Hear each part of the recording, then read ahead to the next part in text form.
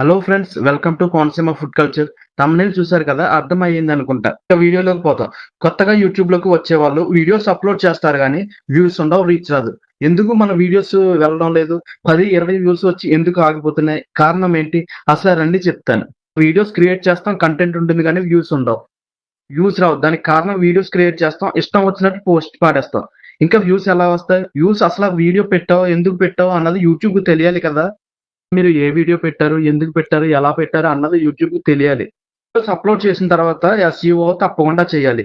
SEO అంటే search engine optimisation. అంటే title గాని, డిస్క్రిప్షన్ గాని రాయడం చాలా మంది ఎస్‌ఈఓ అంటే సెర్చ్ ఇంజిన్ ఆప్టిమైజేషన్. అంటే టైటిల్ గాని, డిస్క్రిప్షన్ గాని రాయడం.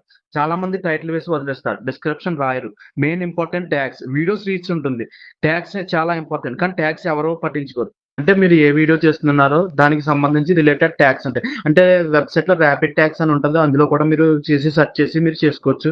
చాలా ఇంపార్టెంట్ ఇది. థంబ్‌నెయిల్ కూడా చాలా ఇంపార్టెంట్. మీరు థంబ్‌నెయిల్ కూడా నీట్‌గా వీడియోకి సంబంధించి నీట్‌గా డిజైన్ చేసుకుంటే దానికి రీచ్ ఉంటది. థంబ్‌నెయిల్ వల్లే ఇంప్రెషన్ కూడా వస్తుంది. ఇవన్నీ కరెక్ట్‌గా ఉండి మీ వీడియోస్‌లో కంటెంట్ ఉంటే గ్రోత్ అనేది అదే వస్తుంది. వీడియో ఎలా అప్‌లోడ్ చేయాలని కూడా చెప్పాలి అంటే కామెంట్ చేయండి. వీడియో చేసి ఇంకా అప్‌లోడ్ చేస్తాను. ఇంక ఇదే ఫ్రెండ్స్ మన వీడియో. మన వీడియో నచ్చితే లైక్ చేయండి, షేర్ చేయండి, సబ్స్క్రైబ్ చేయడం మాత్రం మర్చిపోకండి.